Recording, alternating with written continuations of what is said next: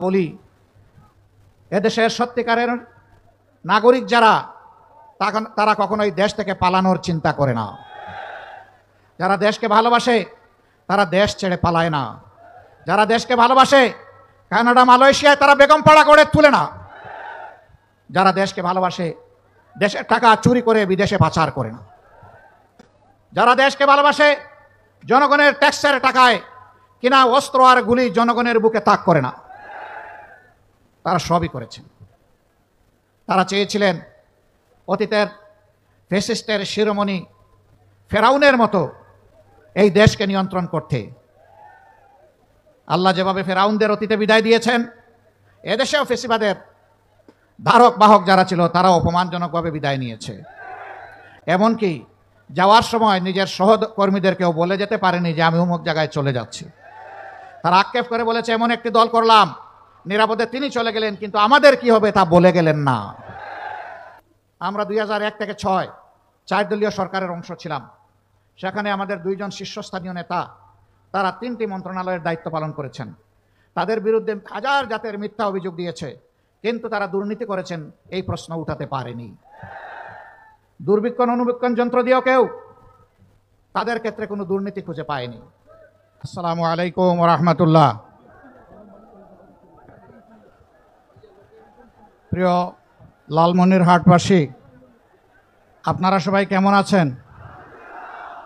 আলহামদুলিল্লাহ রাব্বিল আলামিন, ওয়াসসালাতু ওয়াসসালামু আলা রাসূলিহিল কারীম ওয়া আলা আলিহি ওয়া সাহবিহি ওয়া আহলি বাইতি আজমাইন। বাংলাদেশ জামায়াতে ইসলামী লালমনিরহাট জেলা শাখা কর্তৃক আয়োজিত তপ্ত দুপুরে আজকের এই বিশাল জনসভার সম্মানিত সভাপতি,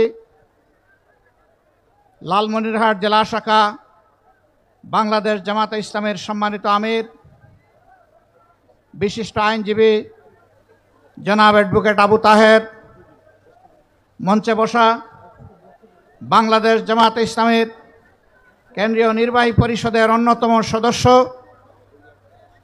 রংপুর দিনাজপুর অঞ্চলের সম্মানিত পরিচালক, বিশিষ্ট আলেমে দ্বীন জনাব মৌলানা আবুল হাসানাত মোহাম্মদ আব্দুল হালিম, কেন্দ্রীয় স্থানীয় জেলা নেতৃবৃন্দ, বন্ধু সংগঠন সমূহের নেতৃবৃন্দ, সকল ধর্মের বিশিষ্ট নেতা এবং ব্যক্তিবর্গ, আজকের এই জনসভায় উপস্থিত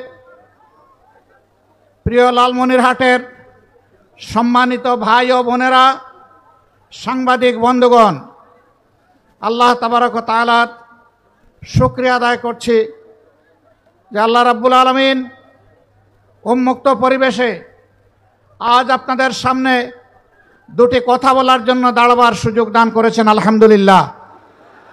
এ অবস্থা আজ থেকে 1 বছর আগে ছিল না, গত 15.5-16 বছর ছিল না।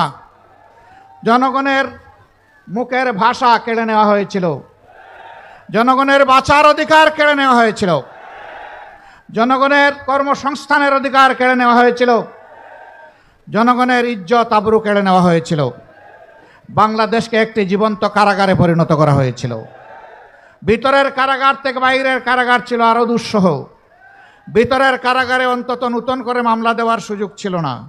বাইরের কারাগারে থাকলেই প্রতিনিয়ত বিরোধী দলীয় নেতাকর্মী, আলিম উলামা, বিভিন্ন সম্প্রদায় ধর্মের লোকের বিরুদ্ধে অব্যাহত মামলা দেওয়া হয়েছে।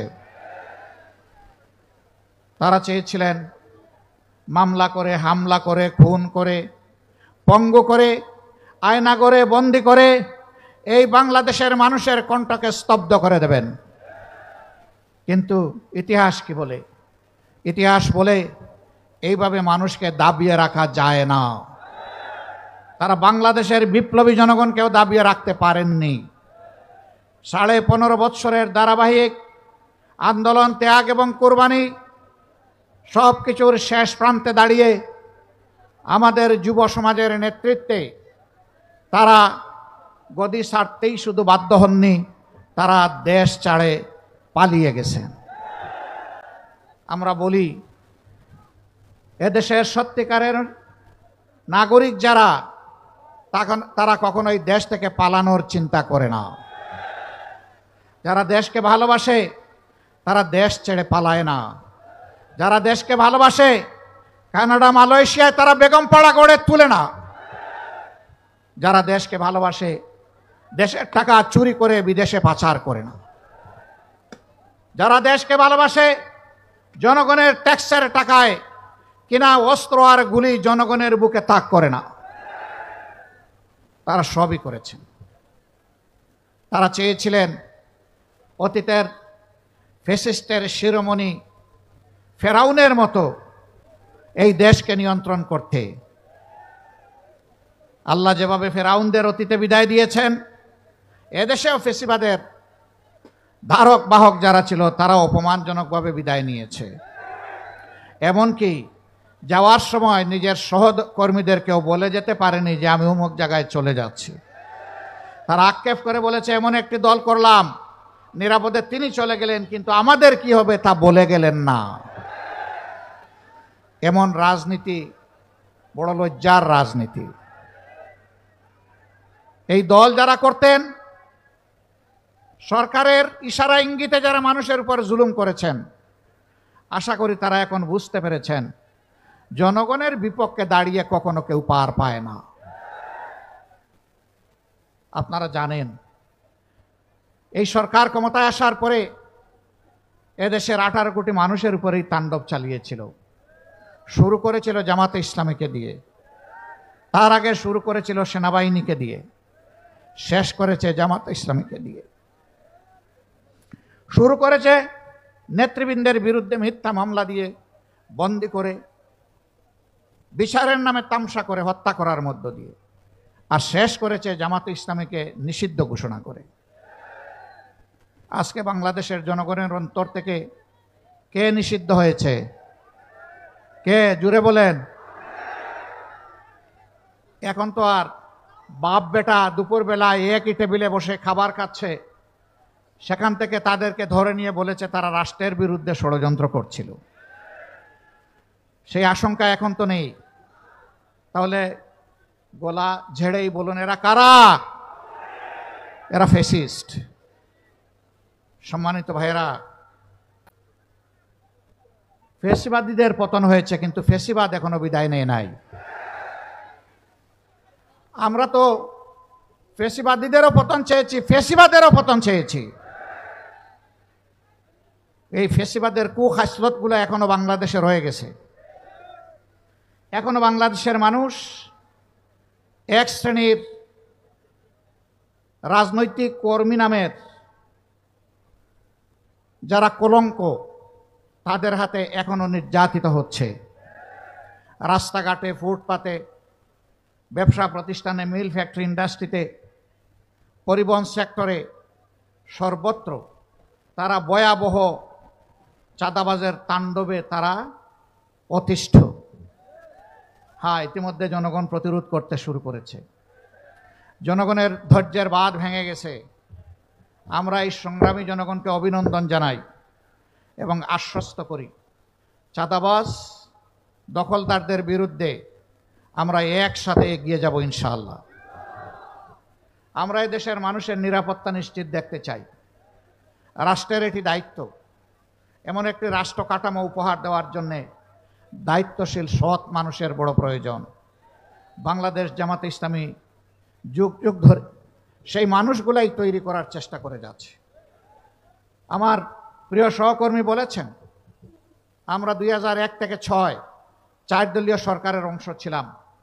সেখানে আমাদের 2 জন শীর্ষস্থানীয় নেতা, তারা 3টি মন্ত্রণালয়ের দায়িত্ব পালন করেছেন। তাদের বিরুদ্ধে হাজার জাতের মিথ্যা অভিযোগ দিয়েছে, কিন্তু তারা দুর্নীতি করেছেন এই প্রশ্ন উঠাতে পারেনি। দুর্বীক্ষণ অনুবীক্ষণ যন্ত্র দিয়েও কেউ তাদের ক্ষেত্রে কোনো দুর্নীতি খুঁজে পায়নি। তারা শুধু সৎ ছিলেন এমন নয়, তারা সৎও ছিলেন, স্মার্টও ছিলেন। দক্ষতার সাথে তারা 3টি মন্ত্রণালয় সামাল দিয়েছেন। সম্মানিত বন্ধুগণ, 10টা মন্ত্রণালয় যদি জামাতে ইসলামের হাতে আসতো, তাহলে 10 মন্ত্রণালয়ে একই চিত্র দেখা যেত। মন্ত্রীরা দেশের সব কাজ করবেন না, কাজ করার জন্য কর্মকর্তা কর্মচারীরা আছে। তাদেরকে তারা নেতৃত্ব দিবেন, দিক নির্দেশনা দিবেন। আমার হাতের 10 আঙ্গুল পরিষ্কার, তোমাদের হাতের একটা আঙ্গুলও আমরা অপরিষ্কার দেখতে চাই না। পাশাপাশি এই রাষ্ট্রের অগ্রগতি উন্নয়নে, শৃঙ্খলা বিধানে যারা কর্মকর্তা কর্মচারী হিসেবে দায়িত্ব পালন করবে তাদেরকেও সম্মানের জায়গা নিশ্চিত করে দিতে হবে, তাদেরকেও সম্মানজনক বেতন ভাতা দিতে হবে, যাতে এই সম্মানজনক বেতন ভাতায় তারা সন্তুষ্ট হয়ে তাদের সমস্ত যোগ্যতা উজাড় করে দেশের জন্য কাজ করে। আপনি একজন পুলিশকে বেতন দিবেন 22,000 টাকা, তার ঘর ভাড়া মিনিমাম 15,000, ও বাঁচবে কেমনে? কর্মচারী কর্মকর্তাদেরকে তাহলে রাষ্ট্রই বাধ্য করছে দুর্নীতি করতে। আমরা এমন একটি দেশ করতে চাই যাদেরকে সম্মানজনকভাবে সকল পেশায়, সকল শ্রেণীতে ইনশাআল্লাহ পুনর্বাসিত করা হবে। বিশেষ করে আমরা স্বপ্ন দেখি আমাদের তরুণ তরুণীদেরকে নিয়ে, যুবক যুবতীদেরকে নিয়ে, যাদের হাতে আমরা বাংলাদেশ তুলে দিতে চাই। আমরা তাদের জন্য এমন শিক্ষা ব্যবস্থা গড়ে তুলব ইনশাআল্লাহ, যেই শিক্ষা ব্যবস্থা দেশের প্রত্যেকটি মানুষকে সম্মান করতে শেখাবে, ভালোবাসতে শেখাবে। যেই শিক্ষা স্মরণ করিয়ে দিবে আজ তোমার এখানে আসার পিছনে দেশের প্রত্যেকটি মানুষ, এমনকি রাস্তার একজন ভিক্ষুক ভাই কিংবা বোনের অবদান রয়েছে। তাদের সকলের অবদানের ফসল আজকে তোমার মেধার এই বিকাশ। অতএব তাদের ঋণ তোমাকে পরিশোধ করতে হবে। এখন যারা শিক্ষিত হচ্ছেন তারা নিজ নিজ জায়গায় নিজেকে রাজা মনে করেন আর বাকিদেরকে প্রজা মনে করেন। এই মানসিকতা ত্যাগ করতে হবে। তারা শুধু নৈতিক শিক্ষায় উজ্জীবিত হবেন না, তারা বৈষয়িক শিক্ষায়ও চরম উৎকর্ষ সাধন করবেন। শিক্ষার পাঠ চুকানোর সাথে সাথে তাদের হাতে রাষ্ট্র তাদের কাজের সুযোগ তুলে দেবে।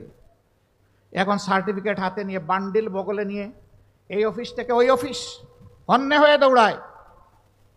শেষ পর্যন্ত কারো কারো অবস্থা কোথাও বেঁচে থাকার ঠাঁই হিসাবে সামান্য একটু চাকুরি না পাওয়ার কারণে বিভ্রান্ত হয়ে শেষ পর্যন্ত নিজেকে আত্মহত্যার দিকে ঠেলে দেয়। আমরা এই চিত্র আর বাংলাদেশে দেখতে চাই না। আমরা চাই প্রত্যেকটি নাগরিকের হাত হবে এই দেশ গড়ার কারিগরের হাত। একজন কৃষক মাঠে ফসল ফলাবেন সর্বোচ্চ বৈজ্ঞানিক প্রযুক্তি প্রয়োগ করে। পরিশ্রম হবে সহনীয়, উৎপাদন হবে অভাবনীয়। আবার উৎপাদিত দ্রব্য তার মার্কেট প্রাইস নিশ্চিত করে কৃষককে উৎসাহিত করতে হবে। যে সমস্ত কৃষি পণ্য তৈরির পর, উৎপাদনের পর নষ্ট হয়ে যাওয়ার, পচে যাওয়ার আশঙ্কা থাকে, জায়গায় জায়গায় সেখানে কৃষি পণ্য সংরক্ষণাগার গড়ে তুলতে হবে এবং রাষ্ট্রকে তার পূর্ণ সহযোগিতা দিতে হবে, পৃষ্ঠপোষকতা করতে হবে। আমাদের মায়েরা, আমাদের বোনেরা, আমাদের মেয়েরা একই শিক্ষায় তারা শিক্ষিত হবে। তাদের হাতগুলো দক্ষ কারিগরের হাত হিসেবে গড়ে তোলা হবে। যারা কর্মক্ষেত্রে প্রবেশ করতে আগ্রহী তাদেরকে তাদের যোগ্যতার ভিত্তিতে উপযুক্ত জায়গায় কাজ তৈরি করে দেওয়া হবে। বর্তমানেও তারা কাজ করেন। সংসারের প্রয়োজনে, নিজের মেধার শুকরিয়া আদায় করার জন্যে, কিন্তু দুটি জিনিসের বড় অভাব। তাদের জন্য সামাজিক কোনো নিরাপত্তা বলয় গত 54 বছরে সরকারগুলো দিতে পারে নাই। তারা ইনশাআল্লাহ স্বপ্নের আগামীর বাংলাদেশে কাজ করবেন যেখানে তারা মর্যাদা এবং নিরাপত্তা দুটোই পাবেন। এখন তাদের মর্যাদা এবং নিরাপত্তাই সমাজে স্বীকৃত নয়। অনেকে বলে জামাতে ইসলামী ক্ষমতায় গেলে মহিলাদেরকে কর্মক্ষেত্রে প্রবেশ করতে দিবে না। এটি সঠিক নয়। আল্লাহ রসুল সাল্লাল্লাহু আলাইহি সাল্লাম জীবনের সবচেয়ে কঠিন কাজ যুদ্ধে, সেখানেও নিজ স্ত্রীগণ এবং মহিলাদেরকে সুযোগ করে দিয়েছিলেন যুদ্ধ করার জন্যে। মহিলারা যদি যোদ্ধা হতে পারে তাহলে সমাজের কোন কাজটা তারা করতে পারবে না? আমি আগেই বলেছি, সম্মান নিশ্চিত করা হবে, আবার নিরাপত্তাও তাদের জন্য নিশ্চিত করা হবে। এখন ঘর থেকে বের হলে অভিভাবকদের বুক দুরু দুরু করে কাঁপে, যে সম্মান আর জীবন নিয়ে আমার মেয়ে, আমার মা, আমার বোন ঘর থেকে বের হয়েছে, একই সম্মান আর নিরাপত্তা নিয়ে আবার সে ঘরে ফিরে আসতে পারবে কিনা। রাসূল করিম সাল্লাল্লাহু আলাইহি সাল্লাম বলেছিলেন, এমন একটি রাষ্ট্র কোরআনের ভিত্তিতে আমি দুনিয়াবাসীকে উপহার দিয়ে যাব, সে যেই হোক, যে ধর্মের, যে বর্ণেরই হোক, একজন তরুণী সানা থেকে 1000 মাইল 4000 মাইল রাস্তা একাকী সে অতিক্রম করবে, কোন জালিমের চক্ষু তার দিকে তুলে তাকানোর সাহস করবে না। কোরআন সকল মানুষকে সেই নিরাপত্তা নিশ্চিত করতে চায়। লালমনিরহাট জেলার সম্মানিত ভাই বোনেরা, কোরআনের এই নিরাপত্তা বলয় থেকে যুগ যুগ ধরে সুকৌশলে ষড়যন্ত্র করে এদেশের মানুষকে বঞ্চিত রাখা হয়েছে। এখন মানুষ জেগে উঠেছে। আজকে এখানে বসা অবস্থায় সনাতন ধর্মের একজন ভাই আমাকে একটা স্লিপ দিলেন। তিনি অনুরোধ করলেন, আপনি একটু বলবেন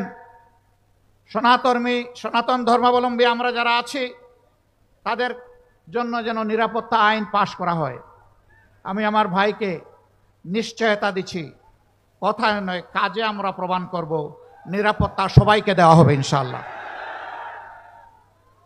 আমাদের অতীত এবং বর্তমান কার্যকলাপ পর্যবেক্ষণ করুন। বিপদে আপনি আপনার পাশে আমাদেরকে পেয়েছেন, পাচ্ছেন, এবং আমরা আপনাদেরকে ওয়ারেন্টি দিচ্ছি, পাবেন ইনশাআল্লাহ। 5 তারিখের এই পরিবর্তনের পর একজন বন্ধু বলে গেছেন, আমরা পাশে দাঁড়িয়ে একজন চৌকিদার হিসেবে এই জাতির জন্য কাজ করেছি। আমরা আমাদের সহকর্মীদেরকে বলেছিলাম, জাতীয় জীবনের এই কঠিন মুহূর্তে আমাদেরকে কঠিন দায়িত্ব পালন করতে হবে।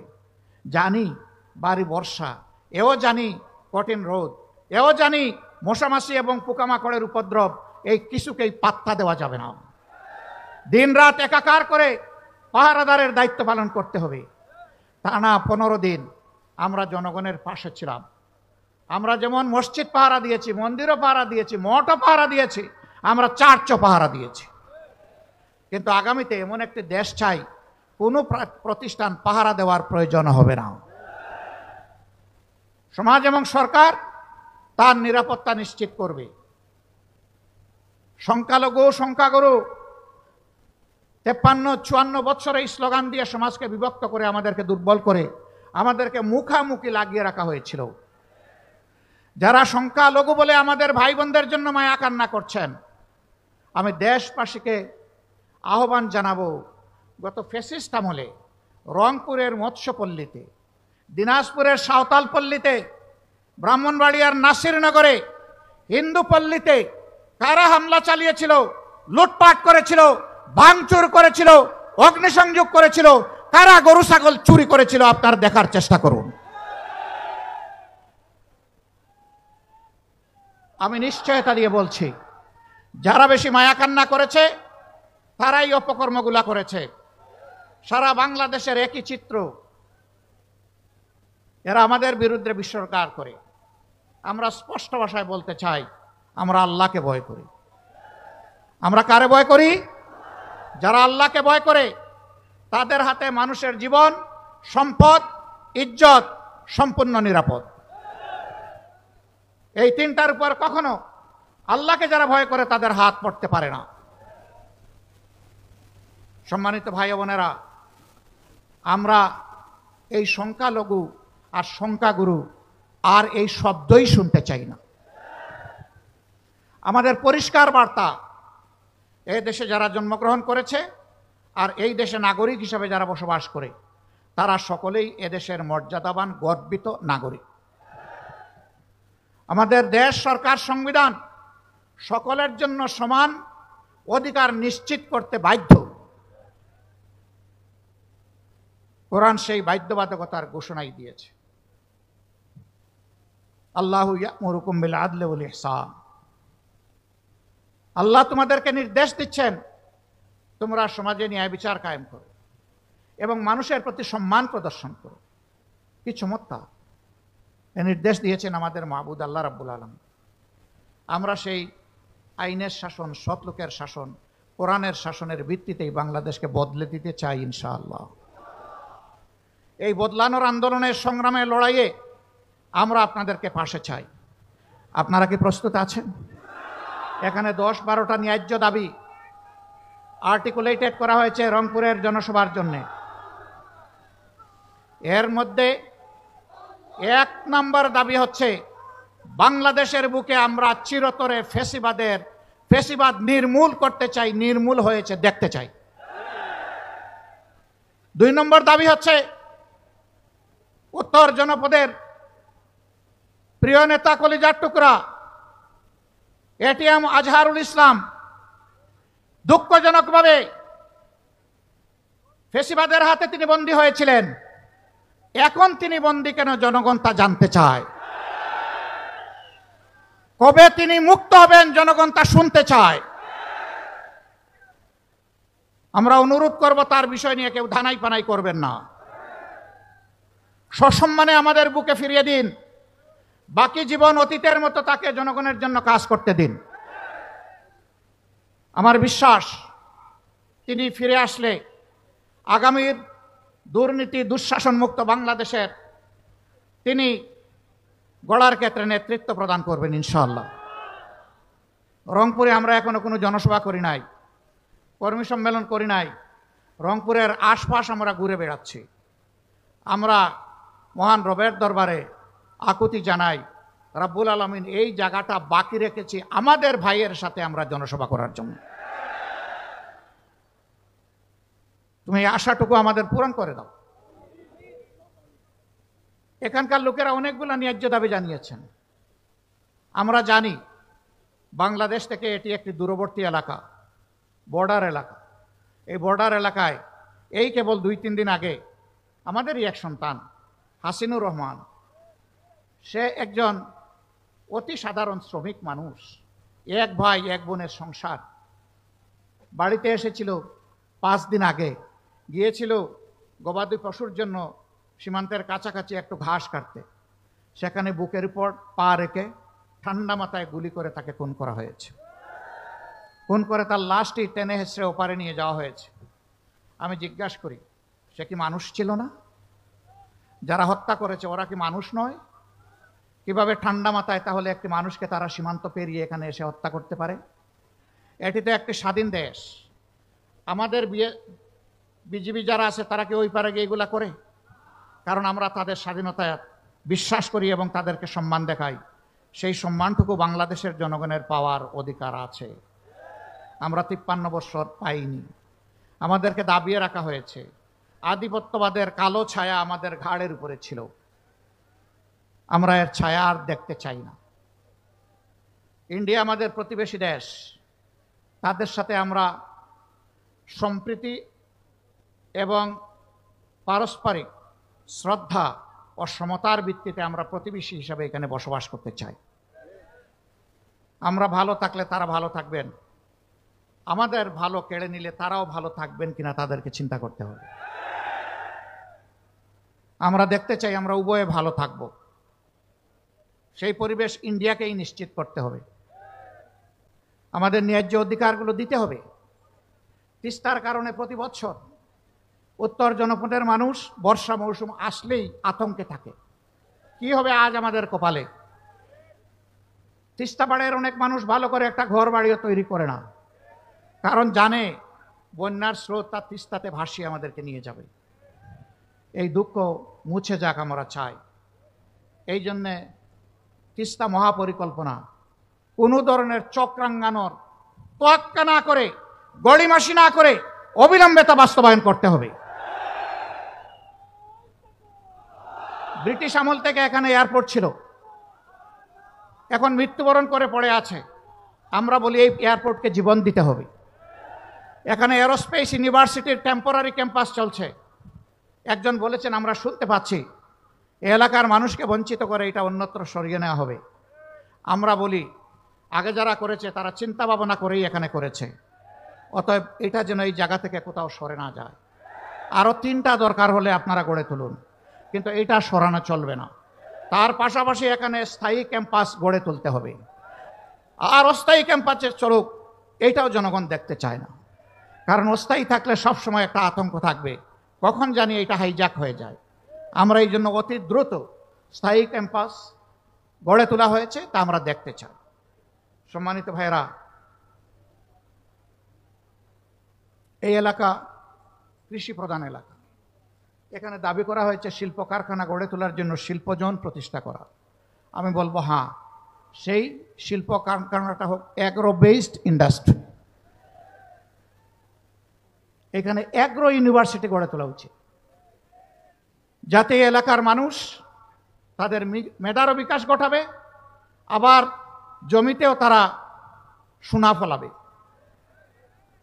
দক্ষতা অর্জন করবে, তারা দেশ এবং জাতিকে ভালো কিছু উপহার দেবে। এই জন্য এখানে একটা অ্যাগ্রো বেসড ইউনিভার্সিটি হওয়া উচিত। মেডিকেল কলেজ জেলায় জেলায় করলে ভালো, কিন্তু না করলে জনগণের স্বাস্থ্যসেবা নিশ্চিত করার জন্য অবশ্যই মানসম্মত হাসপাতাল থাকতেই হবে এখানে। তা এখন নেই।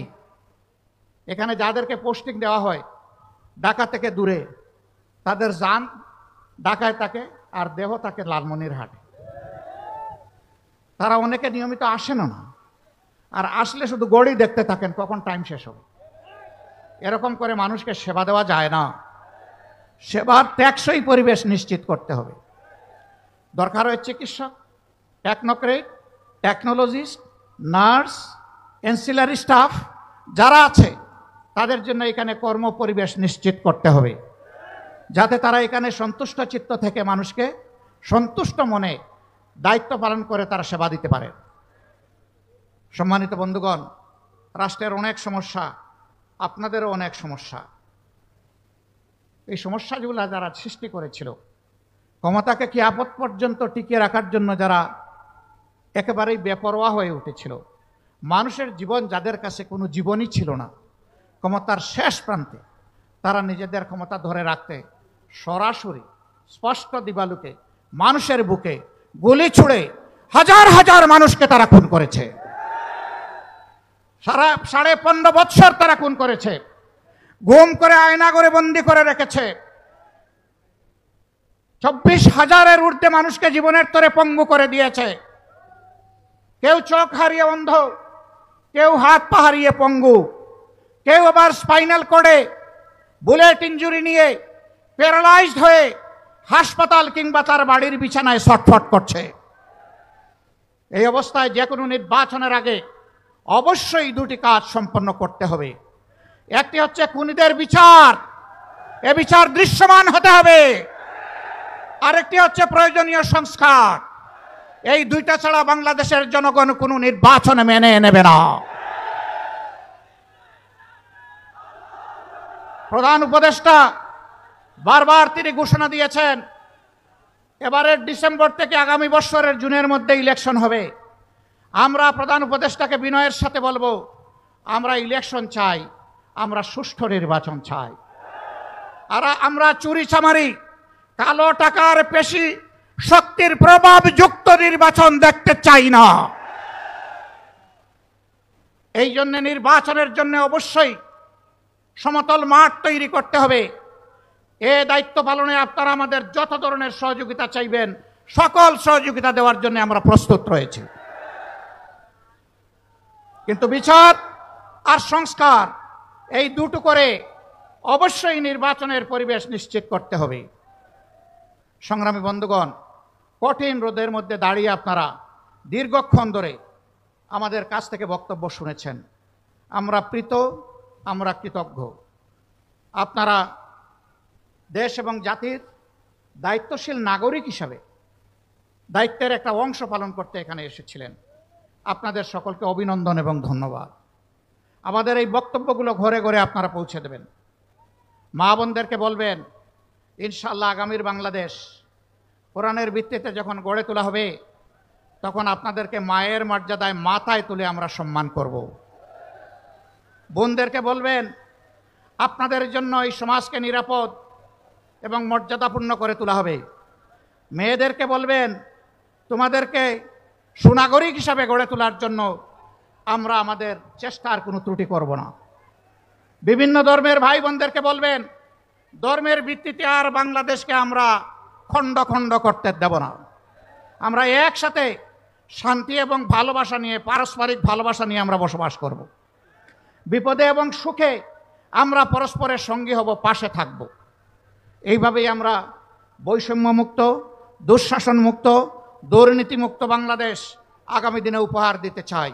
এই লড়াইয়ে আমরা সারা দেশের মতো লালমনিরহাটের জনগণকে পাশে চাই, সাথে চাই, বুকে চাই। আপনাদের বুকের বিছানায় আমাদের জন্য একটু জায়গা চাই। আপনারা সেই জায়গা দিতে প্রস্তুত? মোবারকবাদ। আল্লাহ হাফেজ। বাংলাদেশ জিন্দাবাদ। বাংলাদেশ জামাতে ইসলামী জিন্দাবাদ। আসসালামু আলাইকুম রহমতুল্লাহ। ধন্যবাদ আমিরে জামাত মোহতারাম ডক্টর শফিকুর রহমানকে। আমরা সবাই আমিরে জামাতের কথা পৌঁছাই দেব তো ইনশাআল্লাহ। এ পর্যায়ে সমাপনী বক্তব্য রাখার জন্য আহ্বান জানাচ্ছি বাংলাদেশ জামাত ইসলামী কেন্দ্রীয় মজলিস শুরার অন্যতম সদস্য লালমনিরহাট জেলার সম্মানীয় জেলা আমির অ্যাডভোকেট আবু তাহের মহোদয়কে। আসসালামু আলাইকুম ওয়া রাহমাতুল্লাহ। বিসমিল্লাহির রহমানির রহিম। আলহামদুলিল্লাহি রাব্বিল আলামিন ওয়াসসালাতু ওয়াসসালামু আলা সাইয়্যিদিল মুরসালিন ওয়া আলা আলিহি ওয়া সাহবিহি আজমাইন। সম্মানিত আজকে বাংলাদেশ জামাত ইসলামী লালমনিরহাট জেলা শাখা কর্তৃক আয়োজিত এই বিশাল জনসভার সম্মানিত প্রধান অতিথি, অন্যান্য অতিথিবৃন্দ এবং সম্মানিত লালমনিরহাটবাসী, আমরা সম্মানিত প্রধান অতিথি, সম্মানিত মেহমান ডক্টর শফিকুর রহমানের কণ্ঠে আমরা কণ্ঠ মিলিয়ে আমরা আমাদের দাবিগুলো পুনরায় ব্যক্ত করছি।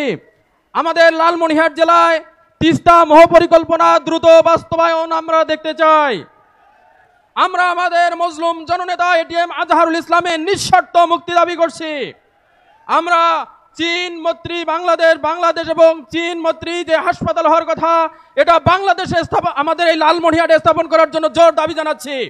বুড়িমারি থেকে লালমনিরহাট হয়ে রংপুরের 4 লেন রাস্তা দ্রুত চালু করার জন্য আমরা অনুরোধ জানাচ্ছি। আমরা লালমনিরহাট জেলায় বিমানবন্দর দ্রুত চালু করার জন্য আমরা আহ্বান জানাচ্ছি। এভিয়েশন ইউনিভার্সিটির স্থায়ী ক্যাম্পাসের জন্য আমরা জোর দাবি জানাচ্ছি। আমরা মোগলহাটের স্থলবন্দর এটা চালু করার জন্য জোর দাবি জানাচ্ছি। আমরা দেশব্যাপী যে শিল্প বিপ্লব হচ্ছে তার অংশ হিসেবে লালমনিরহাট জেলায় অর্থনৈতিক জোন ঘোষণা করার জন্য আমরা জোর দাবি জানাচ্ছি। আমরা এই লালমনিরহাট জেলায় যেই সীমান্তে হত্যা হচ্ছে, এই হত্যা বন্ধ করার জন্য জোর দাবি জানাচ্ছি। ফ্যাসিস্ট আওয়ামী লীগ সরকারের যারা এখন পর্যন্ত আওয়ামী এবং দোসর আছে তাদের বিচারের জোর দাবি জানাচ্ছি। সর্বোপরি আমরা বৈষম্যমুক্ত একটা রাষ্ট্র বিনির্মাণের জন্য প্রয়োজনীয় সংস্কার এবং নির্বাচনের জোর দাবি জানিয়ে আজকে আমাদের এই সমাবেশ এখানেই সমাপ্তি ঘোষণা করছি। সম্মানিত উপস্থিতি, যারা হাতীবান্ধায় যারা যাবেন সেখানে সম্মানিত আমিরে জামাত, সেখানে সীমান্তে যিনি নিহত হয়েছেন হাসিনুর রহমান, তার ফ্যামিলির সাথে সাক্ষাৎ করার জন্য যাবেন। আপনারা হাতীবান্ধাবাসী সেই হাসিনুর রহমানের কবরের পাশে থাকবেন ইনশাআল্লাহ। সম্মানিত লালমনিরহাটবাসী, আজকে আপনারা এখানে উপস্থিত হয়ে এই বিশাল সভা সাফল্যমণ্ডিত করার জন্য, সফল করার জন্য আপনাদেরকে কৃতজ্ঞতা ধন্যবাদ জানিয়ে আমরা আমাদের এই প্রোগ্রামের কার্যক্রম এখানেই সমাপ্তি ঘোষণা করছি। সুবহানাকাল্লাহুম্মা ওয়া বিহামদিকা আশহাদু আল্লা ইলাহা ইল্লা আনতা আস্তাগফিরুকা ওয়া আতুবু ইলাইক। আসসালামু আলাইকুম ওয়া রাহমাতুল্লাহ।